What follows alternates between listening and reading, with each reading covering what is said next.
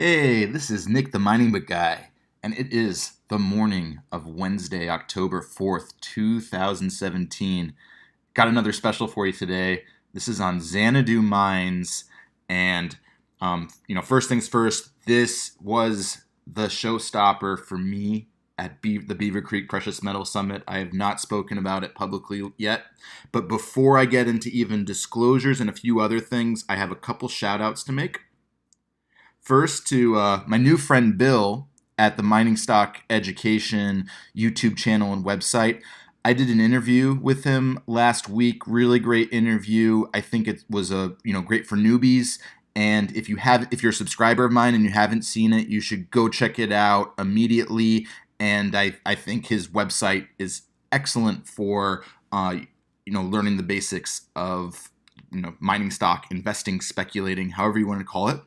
And to go along with that, my friend Fabi from The Next Big Rush, who also has an excellent YouTube channel that I'm sure more of you are aware of, she just came out with a cool video about a new package on warrants. Well, you should probably listen to it, and then if this link is still available, maybe take a look there. But go check her channel out as well. I just wanted to give those two a shout out. They both have over 1,000 subscribers, better than my channel, better for the newbie audience. But back to what I'm doing with Xanadu, and this is my wheelhouse. Besides giving you book ideas, talking about stocks you probably don't know of that might have some serious potential, and Xanadu is one of them. And as I say in the title, district scale Oyu Tolgoi potential, and it's happening right now. There's a lot I could get into. Well, a lot I will get into, but I am probably going to follow up this video at some point with another because there's so much high impact catalysts happening over the next few months. So my goal, 3 parts: give you as many links as you can to do your own research. So who cares what I say after that? You can do your own research, but I'm helping you figure that out for yourself, going to the right spots, because it did take me a little while to find the best links. Number 2, giving you a couple of the real high impact reasons for why you really should pay attention to this immediately and even consider buying some shares immediately. And then 3, talking about competitors and putting it in perspective of other juniors out there, which I think will be helpful for a lot of people. Before I get into all of those, I own a ton of shares, bought it all in the last few weeks. I may buy or sell anytime from here on out. I'm very biased. I have no special relationship with the company. I've, barely even knew about it until the last month. And any errors here are my own, but research has come from my own research, a bit from talking to Andrew Stewart, the MD of Xanadu, and also a few other people I highly respect. But make sure to do your own research. Don't take anything I say as, the end-all be-all. So getting into some resources, highly recommend you check out this Mining Journal Q&A with Andrew. Uh-oh, did that disappear? Oh, disappeared for a second. It's back. And by the way, all these links will be in the YouTube notes below, so you shouldn't have any trouble accessing them. This was a great Q&A, but keep in mind this is from August 31st. A lot has happened in the last month since then. And this page, I'll just scroll back up just to show you. This page is the Precious Metals Summit presentation list. So this is excellent for people who didn't attend, because I attended and went to some of these, but every year I check these out anyway. So this is a great resource for you. Again, link below. And look who's listed right at the end. Well, it's Xanadu because it's with an X and it's the end. And by the way, XAM on the ASX. And that link would take you here, and that's Andrew Stewart. So you can see what he said. By the way, I did sit in the front row, so I was there. I got a pretty good idea of what was going on. That is actually relevant to the next link. This is a new Australian kind of free email service I found. Pretty cool. Nice title there, by the way. This was published October 3rd, literally just a couple days ago. I think this is a pretty good summary, but I want to make what I think is an important point. Somewhere in the middle here, I'm trying to find.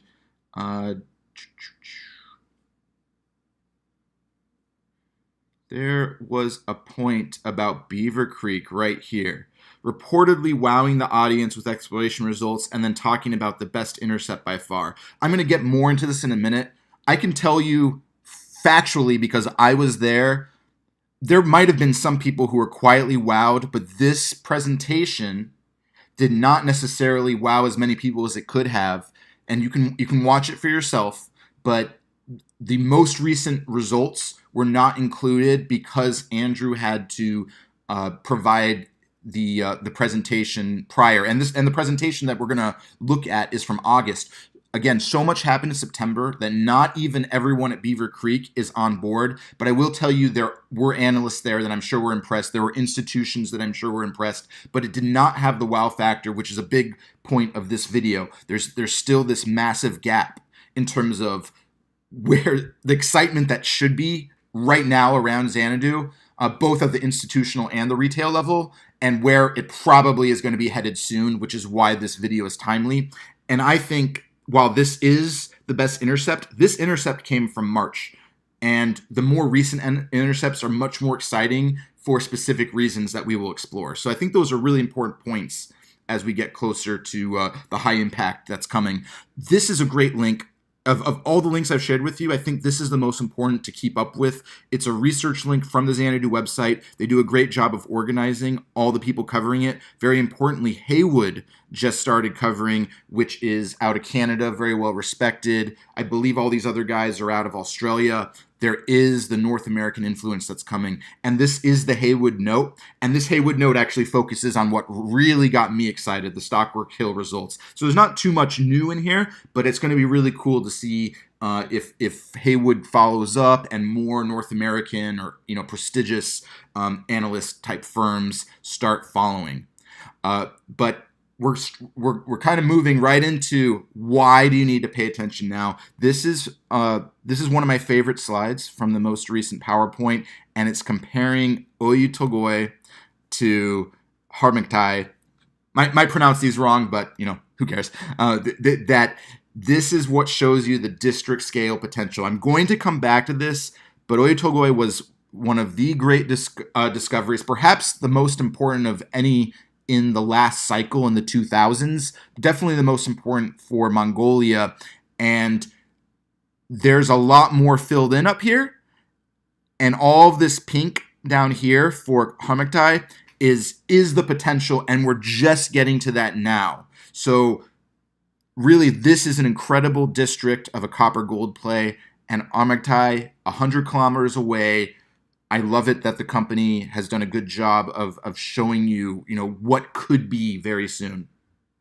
And then more specifically, these are the 3 deposits that make a part of the current resource, which is nothing to scoff at, 1.5 billion pounds of copper and a bit over 2 million ounces of gold. I want to make a very important point here. That resource, maiden resource, was from 2015.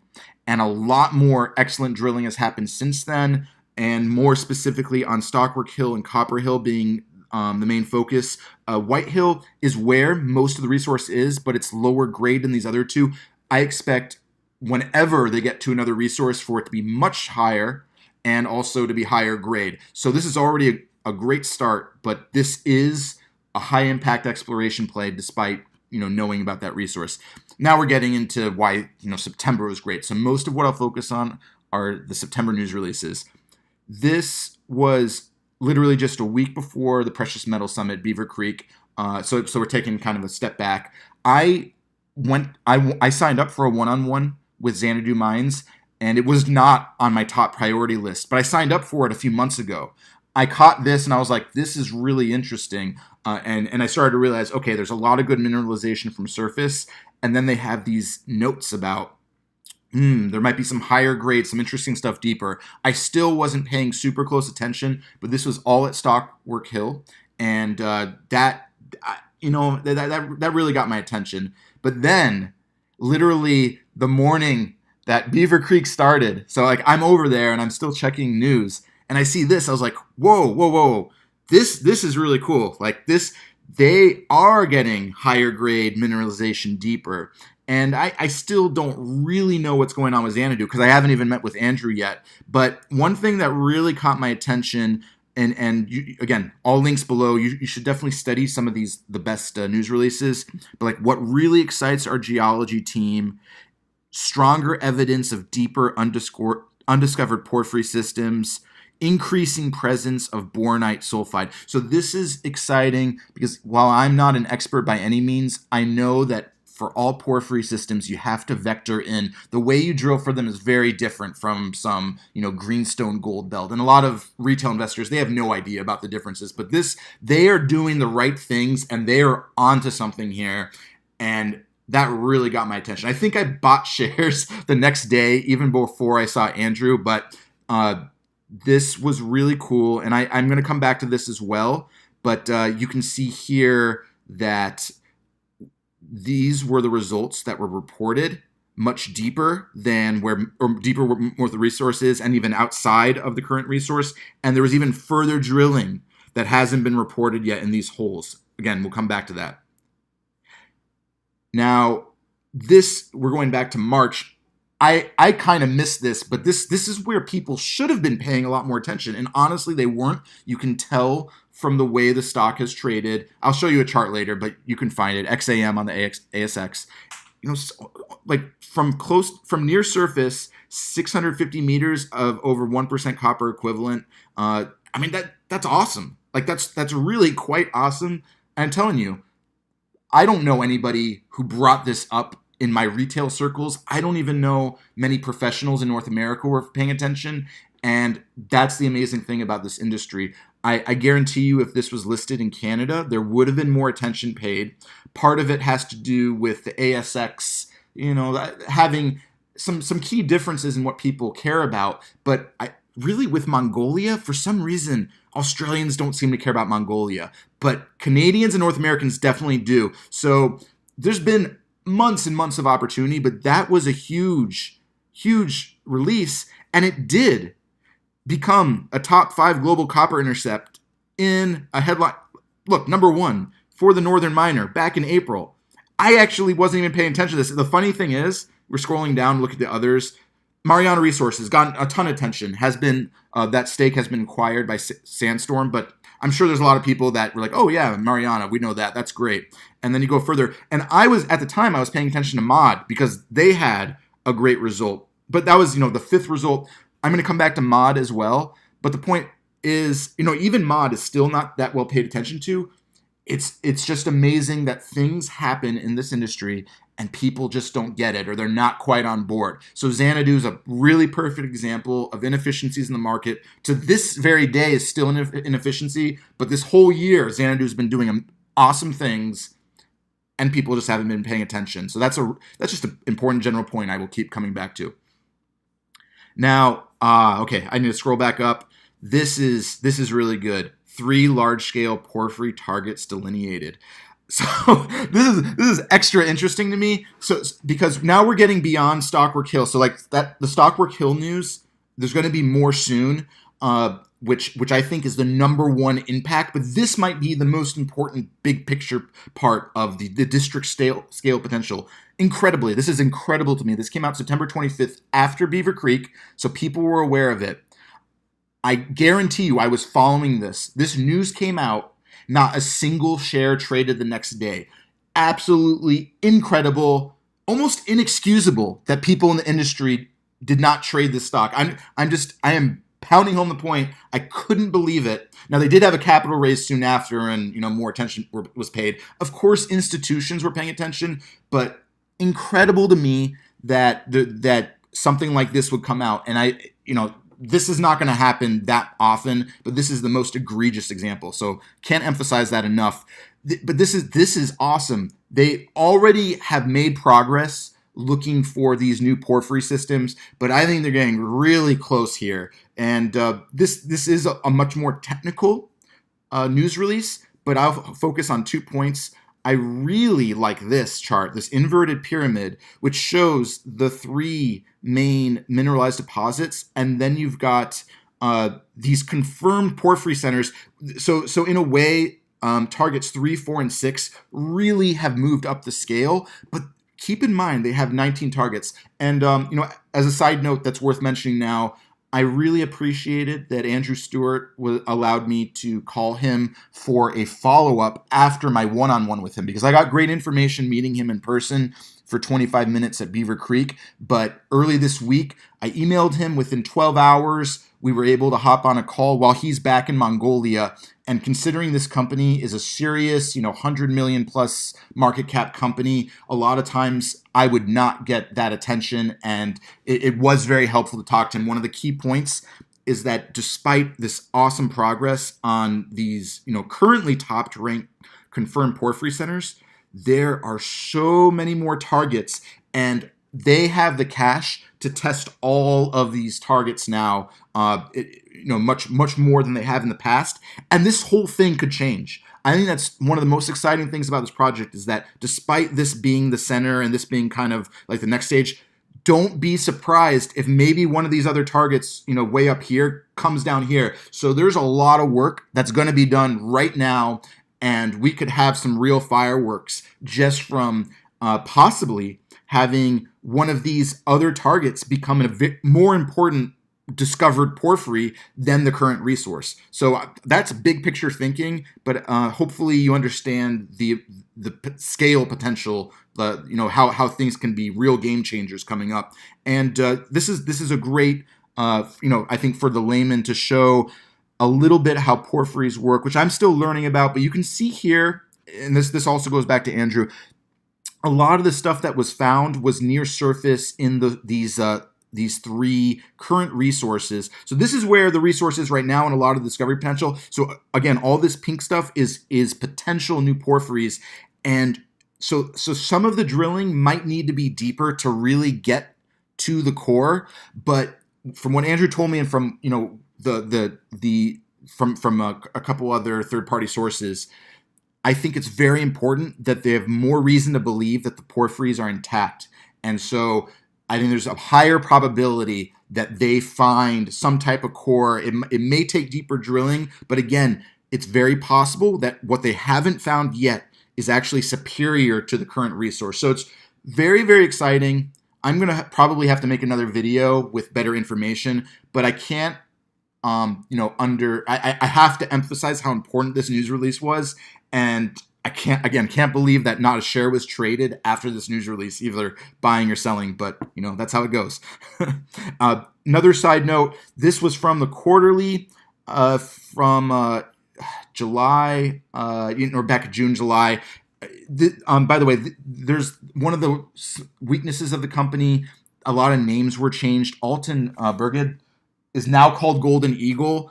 That is currently still, I think, the highest ranked of the new porphyries, but this had some really good target ranking details. So again, the links are below, but this would be good to match up with the current targets. That's something I'm really excited about, is seeing how these target rankings might change, and you can really follow along with what the company is doing. So this is page 17 of the quarterly. This is I think a very important chart to follow as it gets updated. Now, this is just a bunch of announcements. You know what? Maybe I forgot to post. I'll just say, a placement was done, oversubscribed, lots of institutions. I know a lot of the institutions were North American, confirmed it with Andrew. But again, like that happened right after the news release I just told you about that didn't trade. And volume really did start to pick up after this. So it's possible institutions are buying on the market if they didn't get enough of an allocation. But I really feel retail is totally behind on this, whether it's Australian or North American. But just wanted to point that out. You can look at that news release yourself. But as a third kind of main point from September, I almost missed this. I kind of embarrassed because there's so much stuff. But Copper Hill is one of those three resources. It's smaller, but actually higher grade so far than Stockwork Hill. And I'm glad Andrew pointed out that with this new cache, besides Stockwork Hill, targeting deeper mineralization that's exciting and doing testing all those 19 targets, they can go deeper on Copper Hill. And these were some very impressive, near surface grades. I just think people haven't paid attention to this. And if they saw that, anyone who hasn't paid attention and is seeing this right now should be getting really excited. So it's just, there's so much stuff to test. And Copper Hill, should not be dismissed as a very interesting project or part of the project. This was the Haywood note. Out of space, no problem. At cu.ca, just to confirm, nobody's talking about it. I mean, Haywood just started covering it, but we're looking at the chart real quick. So there was kind of a breakout here, but it's come back down. And I should have mentioned this at the beginning of the video. No problems though. Confirm. I bought a lot of shares between roughly 21 cents Australian and 27.5. I panicked a little to get more shares because I thought this was really going to move up, but clearly it sold back down a bit. People who are a part of placements in Australia, they don't have a hold period, so it's very possible some of them will keep selling it down a bit. But I just want to make the point, my cost average is about 24 cents, which is above the current price. It actually should be 22.5 here. And the market cap is about 132 million Australian. Enterprise value somewhere between 115 and 120 million. And share structure, 590 million or so shares, about 35 million options. Not that many. It's a little confusing because that was part of the Red Mountain acquisition, which is another project I'll talk about briefly, and a couple of performance rights. Basically, North Americans would say there's a bloated share structure, but I will explain to you a little later why I don't think that's as big of a deal. But I don't think it's that expensive here. And again, I'll talk a little more about this, but just wanted to show that chart that there is some excitement all of a sudden. You can see volumes are way up, but overall, the share price hasn't moved much at all. It's kind of in that same range for the last year and a half. Now, checking hot copper. There has been some talk recently, but if you go back here, I mean, there's almost more news releases than actual talk. Shame on you, Australian retail. Now, I'm half joking, being facetious, but really, it's just incredible to me that nobody's talking about this compared to some of the garbage or whatever hyped up stuff at Hot Copper people are talking about. This is real. This is serious stuff, and despite saying shame on you, I really appreciated these two posts. This was so timely. Great post. Shout out to Boudoir, however you pronounce it. This is a good post. I recommend you read this post of any of the Hot Copper posts. I think he explains the sentiment I just had, and he's right on with so many things. By the way, Oyu Tolgoi, that is now Red Mountain, just so there's no confusion. But this is going to pick up in North America, if not in Australia, but I expect Australian retail to start picking up. Hopefully some of the people watching this are Aussies and realizing, wow, I should, look closer at Xanadu. And then there was also a good post from JID, who's a new poster here, and he kind of reinforced that and talked about, so basically I'm just posting links to these two Hot Copper posts and just want you to be aware of them. But definitely start following Hot Copper. And, just to show you, usually stocks like this go back like 50 pages. And we're already back to 2014 on just 6 pages. So I've actually tried to go through most of these news releases. It's a lot easier than a lot of other companies. Again, incredible, but it's not. But you should consider that if you're serious about doing your own due diligence. Use Hot Copper as a quick way to look at news releases and see what types of things people comment on. Very valuable to me. This is the ASX is also a good place to look for that, but that was not supposed to be here. We are going to just wanted to show, actually I did want to talk about some of the weaknesses. So hopefully I gave you some of the high impact stuff. I'll get back to that as well. But some weaknesses, including already what I mentioned, the share structure being bloated. I would say that there should be more insider ownership. I forgot to ask Andrew to confirm, but I think it's only 1 or 2%, and I would like to see more. To me, not a deal breaker at all, but it's a little, wish it was a little higher. This from 2014 was the initial news release for Xanadu acquiring the project. I forgot to mention as a real highlight that this project originally was part of Xanadu Mines, along with Oyu Tolgoi, and this was the second project. And at the time, I'm sure that this was as much of a high priority as Oyu Tolgoi early on. But as time went on, Oyu Tolgoi, or maybe I should just say OT really was the primary project. And so This one kind of got, they just stopped working on it because they had a better project. But 40 million, I believe, Australian or Canadian dollars went into this over 5 years, which made it easier for that maiden resource to come out when Xanadu eventually acquired it in 2014 and did that in 2015. But it's a little odd the way this is explained, for the project acquisition. But keep in mind, they don't own 100%. They own 85% or earning very close to earning to 85% with Mongol Metals, a local, private company. And the effective ownership, it's roughly 75%. So it's not a huge weakness. It's great that they own a majority, but wanted you to be aware of that. That's something that's important. And let's see a couple other things. I wish that there wasn't so much confusion with older names, but you'll see that you should actually check some of the research notes to a few of them explain it quite well. Stockwork Hill used to be called Oyu Tolgoi. White Hill used to be called Sagan Sudal. Copper Hill used to be called Zessen Ul. Golden Hill used to be called Altenberged. I'm sure I pronounced all of those wrong, but if you go anywhere back to the quarterly, from July or June or July further, you're going to have all those weirder old names. And it might be hard, it was hard for me to kind of piece that together. So I think that's a little bit of a weakness communicating it. And there's might be a little bit of sloppiness in some of the PowerPoints. So that doesn't affect the operations of the company, but it does make it a little harder to research. Maybe I'll put some notes, again, check the YouTube notes and just confirm that what is what. And this is kind of a weakness turned into something I like better. Red Mountain is Oyu Tolgoi. Red Mountain is a great looking project. That's their secondary project that's just earlier stage. I was a little concerned that money would be spread around to Red Mountain with this, and maybe there continue to be confusion over what the main project is. I actually like this, that there's no winterized camp at Red Mountain, which means no work is expected to be done at least over the next 6 months. I love it.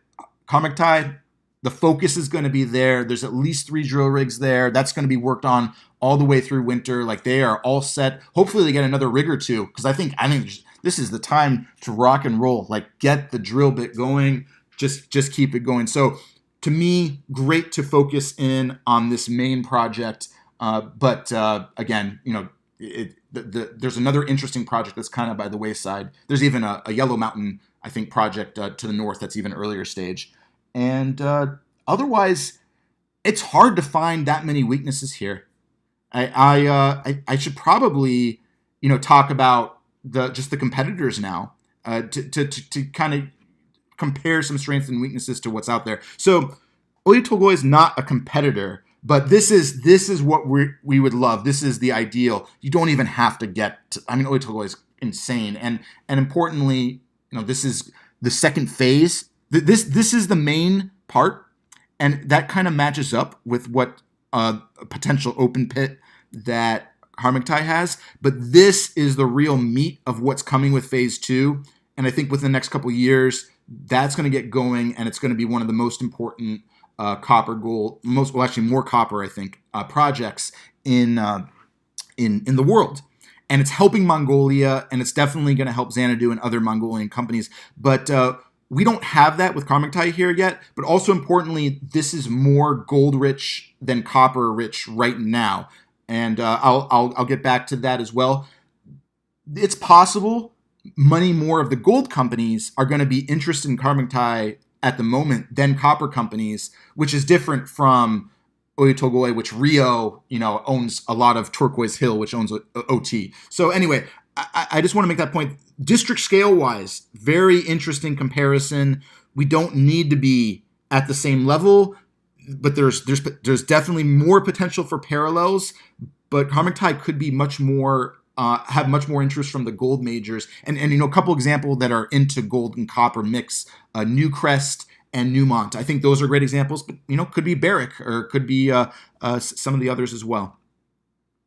Now this is a great timely comparison. This is from SolGold's PowerPoint, also from the precious metal settlement in Beaver Creek. Very interestingly, I feel that when SolGold presented last year, that was the real talk of Beaver Creek, but that didn't happen. I don't think that happened at all with Xanadu, but that's because SolGold was already having a lot of really important drill results, better than what we've seen with Xanadu, but also they got that Newcrest strategic investment in September 2016. It basically happened at the same time as Beaver Creek. So that's all great for them. Keep in mind, they had a totally bloated share structure and they were only listed on AIM at the time. They're actually now listed on the big exchange, the LSE in London, and they're listed on the TSX. But this is important, this company, there are so many people out there like, oh, I won't invest in something because it has a bloated share structure. I call BS on that. There's so many, if it's an awesome deposit, no one cares. I'm serious. Nobody cares. And so don't get hung up on that. That's where it's like, is it a weakness? I don't know if it's a weakness. But these guys, they've done a great job. This is not just SolGold. It's also Cornerstone, which a lot more of the North American retail have made money from. But I wanted to make that point that this is a great model for where there could be a strategic investment in Xanadu. But talking to Andrew, I think rightly he doesn't want to push that too much. I know that there's interest out there, but it's that's where you have to have good faith in management to make the best decision. So we'll see. Maybe in 2018, I could see that happening. But this is a very important slide also from that SolGold presentation. This is actually one of the most important things I'm presenting to you right now. So this is what we've got with SolGold so far, Alpala. Golpu, or Wafi-Golpu, we'll just call it Golpu, 50% or 50-50, I think, between Newcrest and Harmony in Papua New Guinea. This is what they had in 2009, and look where they got in 2016. They got some really awesome high grade. I think they got more to the core of the deposit as they went deeper. And SolGold, at least so far, has just been deep. They've got a lot of other targets as well. But I think this is so important.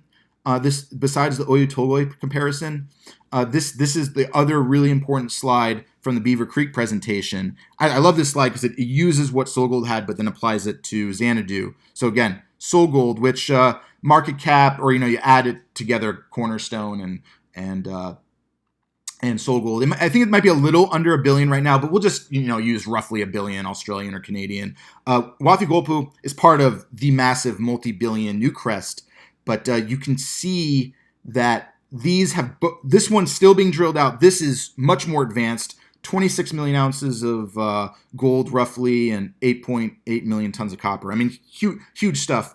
And we are even earlier with Xanadu than Cascabel, but maybe we could get to that Golpu stage. That would be the hope. And Golpu is a gold rich. Again, and it's funny that Newcrest, is involved with both of these. So, Newcrest might be on the board here as well. But going back to the really exciting stuff, the Stockwork Hill, did I have that here? Yes. Yeah. So I made this post. This is the number one reason you should pay attention immediately is that these assays could come out very soon. I mean, I don't know, next week or a couple weeks from now. It really could be. And if these are higher grade, that would be huge, because I do think the grades are going to need to be higher as we go deeper. But that's going to be exciting because it will just kind of give the indication that the more they drill, the better it's going to get. And that's what happened with SolGold as well. And with SolGold, and this would be the jackpot. We get to the bornite core of the porphyry system, because we're not there yet. We're still not there. That's where I'm not a technical person, but I know enough to know this is where we're starting to drill. Like, I'm just going to keep emphasizing this. What we're seeing here, I believe this is on the other side of the fault, and getting down here, it's open. This blue stuff is just the model, so who knows what's going to go deeper. But I'm just going to go back and forth like that. We're just starting to get those results, like for the first time, because the average depth of drilling has only been 250 meters. We start going 1,000 meters or even 1,500 meters, start mimicking Golpu or Cascabel. I mean, seriously, 100 million, we're 120, 130 million. That's where it's like, okay, we can get to the billions. Some people even say SolGold is undervalued. I mean, like, and like I said, there's other porphyry plays.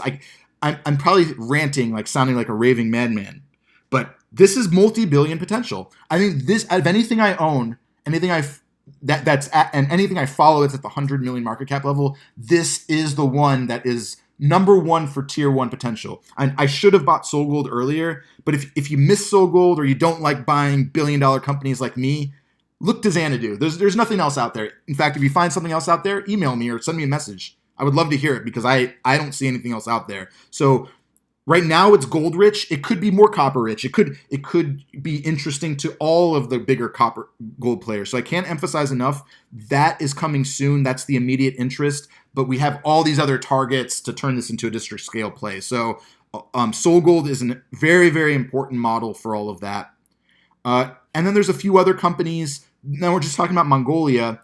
This is interesting to me. Actually, a shout out to my buddy James Quanis from the Resource Opportunities newsletter, because he's the one who kickstarted Erdene interest in North America. It's the talk of CEO.ca, my favorite retail site. And most of the newsletters I hear about have picked it. Nothing against Erdene. I actually met with the Erdene guys, really liked them. I had owned a little bit of Erdene for a while, made some money. But market cap wise, it's not too different from Xanadu, but it has so much more of a following. And it's very different geologically. It's definitely more of a gold play, though they have, interest from tech. There's interesting stuff going on, but the comparison is more just this is also a district scale play in Mongolia, but a very different type of play. And the important point is there's no reason whatsoever that Erdene should have all the attention from North Americans and Xanadu none, except for Xanadu being ASX listed and people not really, just not talking about it, because even in Australia, they don't know much about it. But this is a good point to mention that from talking to Andrew, I am expecting a Canadian listing for Xanadu.